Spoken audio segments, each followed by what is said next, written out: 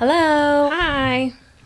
I'm Nicole. And I'm Megan. And you are currently listening to the Synchronicity podcast. We are the Synchronicity Sisters. We work in Change Your Brain to Change Your Life. Everything from relationship consciousness to completely reframing and rewiring your brain to change what you were given in childhood to be a better version of yourself in adulthood. Right. If you want to know more information, check us out at Synchronicity _ sisters on Instagram, synchronicity222.com, or of course you can just stick around and binge all of our podcasts since we have plenty of content at this point. But today we are talking about a very powerful topic that I haven't heard very many people talk about, and it's called blemishing. And we're going to kind of break down what it is, what it looks like, and quite frankly how it can destroy your relationships. I think it destroys a lot of relationships. Yes. Throughout the years. And, I've even done this. It's like you blemish people. I think everybody knows what a blemish is, right? When you have like a zit on your face. Imperfections. Like, oh my gosh. And it's like, oh, his teeth aren't straight, or he's not tall enough, or he's not this, or he's not that. Is that not funny? Whatever. And it's like, okay, really? Is that going to be the definer of your relationship? Like, oh, if a guy, well, and this goes back to the 666 rule, right? Mm-hmm. That's blemishing. And we talked about that in like the 666 men. I don't remember what podcast it was. We'll post it in the show notes, but it's, has to be over 6 feet tall, has to have over a 6-inch dick and make over 6 figures. And when I heard that, I was like, what is happening? I was never even like that crazy, but that's the standards that women hold men to nowadays. And I've actually heard that talked about on like the masculinity podcast and things like that, that it's quite interesting to hear women blemish men and put these like impossible standards. It's actually less than like 5% of the population that's even over 6 feet tall, like worldwide, which is crazy. And I think only about 20% of the population, well, at least of the United States, only 20% makes over $100,000 in a 6-inch. Like, to be over 6 feet tall and have a 6-inch dick is like, actually, this guy that I am friends with was talking about, it's like less than zero, and he's like a math whiz. He was like, it's less than 0.002% of the population to have all three of those. I was like, that's crazy. Given that he's actually one of them, which is funny. It's just like, it's like crazy to me because, I mean, there's standards, right? But like, that is like, I don't know. Like, I want to meet the woman that created this and like made this a thing because she's probably a hedonist feminist. She's crazy. She has never dated a man at those standards. Yeah. Because the thing is, if you date men at those standards, which again, I understand how privileged I am that the majority of my boyfriends have been all three of those things. I actually don't know if they've all had a 6-inch dick because I don't measure this. That like that's about connection, not about like how big somebody's dick is. Yeah, I've never cared. I've never, but yeah, I mean, I still didn't measure men at that. I was never like, here's my checklist. Like what the? Anyway, I don't know. That's extreme blemishing. This is that's a great example of extreme blemishing. So pretty much like what blemishing is like you find something you don't like in a person and you hyperfixate on that thing to pretty much like. That'll build onto another one, that'll build onto another one, and then you just completely just like hyperfixate on all the horrible things that you think should be different about them. Well, it's basically like a hyper form of perfectionism, and it's actually just insecurity. And because you don't let yourself be human, you don't let other people be human. Like, nobody's perfect. Even like supermodels have cellulite on their ass or have had crooked teeth, and maybe they've had a ton of plastic surgery, but that's its own form of issues. So, yes. These standards of not letting somebody be human means that person's extremely mentally ill. And, they project their issues onto another person of like, well, I'm never going to be perfect. So, if I don't find a perfect person, then I'm just never going to be with anybody. And they just pick people apart, and it's like shoulding all over somebody. Like, you should do this, you should do that. And when you're in shoulds, you're actually in hedonism, you don't know what's best for somebody else. No. Right? We believe in autonomy. We don't believe in mothering people of like, you should do this, or this is how your life should look. And I've heard women like, well, I don't like the way he eats. He eats too much and this and that. And it's like, what the fuck is it your business? How much food somebody consumes, or, he dresses like this or that. And it's like, okay, really? You're going to not be with a guy because he wears a green shirt or some stupid shit? Socks with slides. Like, that person is mentally ill, and they're just so insecure and so incapable of like what I call the law of allowing, of like, you're human. Like, there's gonna be stuff. I mean, Nicole and I are basically best friends and sisters. We're really lucky, but there's shit that drives me nuts. And I know that there's podcast. Yeah, but it's true, because it's like, but we're accepting of each other. Yeah. I don't let that stuff drive me crazy. I'm just kind of like, well, that's just Nicole. Like, I'm not trying to change you. And our relationship is a really good example of that, because most people can't be siblings and work together and have a healthy relationship. So I use it as an example quite often, because I don't try to change her, because I can't. How somebody is none of my business. I can only change myself. And when you're blemishing somebody and putting your expectations and your standards on somebody else, you got shamed and pretty much destroyed as a child, and you weren't allowed to be a human and be autonomous.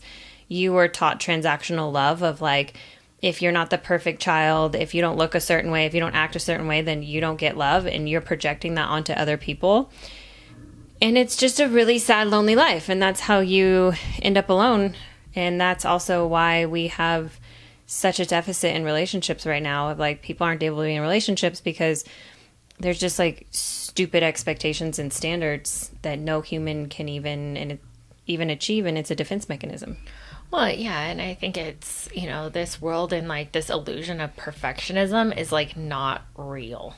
Like, the world we live in is so far from perfect. I mean, even if you look at nature, like, you could go outside and, like, a flower is not perfect. Like, nothing is perfect. It's how it's supposed to be.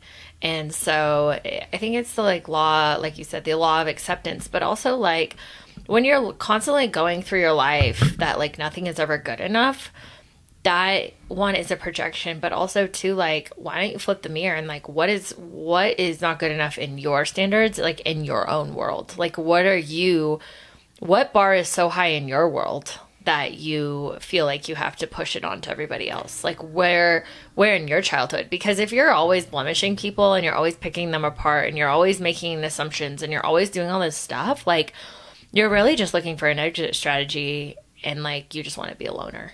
Like, no one is ever going to be good enough to be in your world. Like, what a sad, lonely world you live in. Well, that's because they've blemished themselves so much that they're afraid that somebody to see their flaws. And what's funny is, like, when you love somebody, you actually, like, giggle and smile at their flaws. Like, right. It's like Shiloh, right? Shiloh's our Dalmatian. And, like, the fact that she has to have the window open when it's, like, -5 degrees outside, like, drives me insane. Because it's like, okay, well, I'm going to be freezing. But I love her, and it honestly just, like, makes me giggle. I don't get angry at it. So it's, I just wear a coat in the car and put on my butt warmer. She's so funny. Not a big deal. Yeah. But this is life. And that's why, like, you're dating for character, not for looks or whatever, because when you date for character, you like somebody, and like is respecting, right? You respect this person, you like this person as a human being, and then love is much easier. It just allows for you to be like, this person is a good person, and when you believe that, and you believe that you are a good person, you let yourself be blemished, right? Because we are all blemished, and you also allow the people to be, and you just kind of smile and giggle and move on with your day, instead of like hyper fixating and picking somebody apart and thinking like, like, I don't love them, which just means that you don't feel like you're capable of love. And this leads to addiction and all sorts of really like ugly things when you do this to people. But it's what our media does. Social media does it. It's like cancel culture. People aren't allowed to be human anymore. And, being human partly is making mistakes, and we just like I believe we need to make space for people to be human again and not this like picture perfect, right? It's like nobody even ages anymore, like in Hollywood. Oh my God, we've all seen what happened to Shania All the Twain. plastic surgery is just terrifying. wild. So, well, and like if you're in this cycle and you are catching yourself doing this, like you're playing a game with yourself. Like everything in life, like, you know, everything in life is a projection. It's just a game, a mirror, you know, like you're just playing games.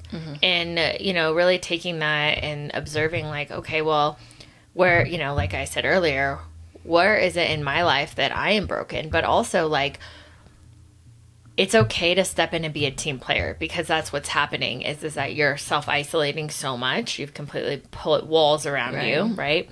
Brick by brick, blemish by blemish, you have completely self-isolated. And so it's really a defense mechanism of like not letting anybody see you for who you are. And so therefore you're projecting all of your, like you said, insecurities, but really stepping out of that and like, okay, well, so I can allow myself to be imperfect. And even if it like is the baby steps of just like accepting, you know, I don't know, like they have a crooked toe, something very simple, and like building off of that, you'll be amazed on how much you allow for other people to have space in your life, and like how much, kind of like the law of attraction, right? Like when you're constantly blemishing people, you're constantly pushing people away. And so you never let anybody in. well, and you're also not recognizing your triggers. And we did an entire podcast on triggers, but like what drives you crazy about somebody else is within you, right? Like, so if you're freaking out about how much somebody eats, you have some kind of eating disorder. If you're freaking out about somebody's body not being perfect, or like they're 5 or 10 pounds overweight, then you're probably hyper obsessed with your weight, and you need to look at that. It's like, or if you're, whatever you're hyperfixated on is a trigger, and it's unconscious that you are actually insecure about in yourself. And instead of looking at that other person and being like, well, this is done, like look at yourself and see like where you're not loving yourself or receiving love in that space, because that's actually a gift. You know, I feel that everybody blemishes people. We might get better as we become more stoic, but the thing is like, if you look at something and it drives you crazy, understand that it's a trigger, and reflect, right? Use the mirror tactic and like look at yourself and be like, what is missing in me that I am seeing this, or this is being presented to me, or this is like annoys me so much. You know, it's because when I started doing that, it actually like unnerves me, because it's 100%, you're always just at odds with yourself. It's never about anybody else. It's just like something that's going on with you, or something that's unhealed in you, and you're facing yourself over and over and over again in relationships. It's not about the other person. So even if you're dating a narcissist or a psychopath, like look at what's broken in you. And I've had to do this, right? Like what's broken in me that I'm attracting those kinds of people. You know, I was a doormat. That's why. Like, I didn't take up any space, and I was cherishing men's feelings and respecting them at the same time, and just being a complete, like, obsolete thing. And that's because I thought that I wasn't worthy of love and things like that, right? Because I blemished myself so deeply that I took up no space. Right.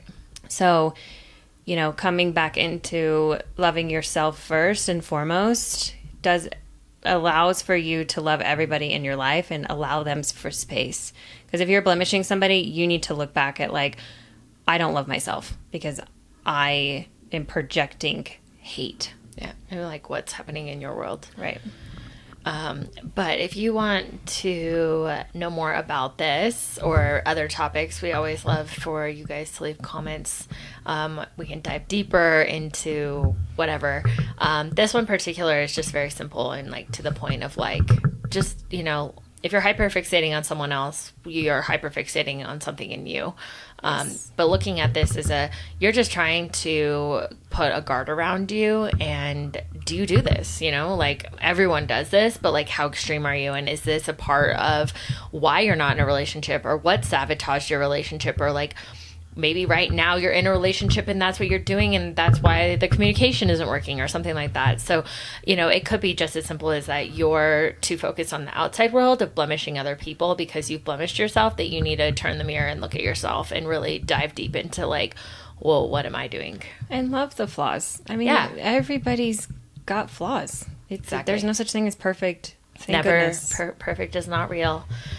Excellent, but not perfect. And perfect's also a perception, like, and Yes. it's a, like, everybody's perfect would be different. So it actually Exactly. doesn't even exist. Yes. So if you are following us on YouTube and you haven't subscribed yet, please subscribe to us.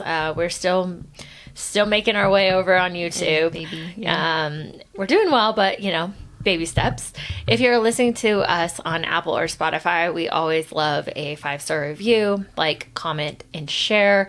If there, like I said, anything that you would like us to cover on the podcast, we love getting listener suggestions. You can send us a DM at synchronicity_sisters, or you can shoot us an email or message, comment, however I check everything. So you will definitely get a hold of us. But until next time, bye.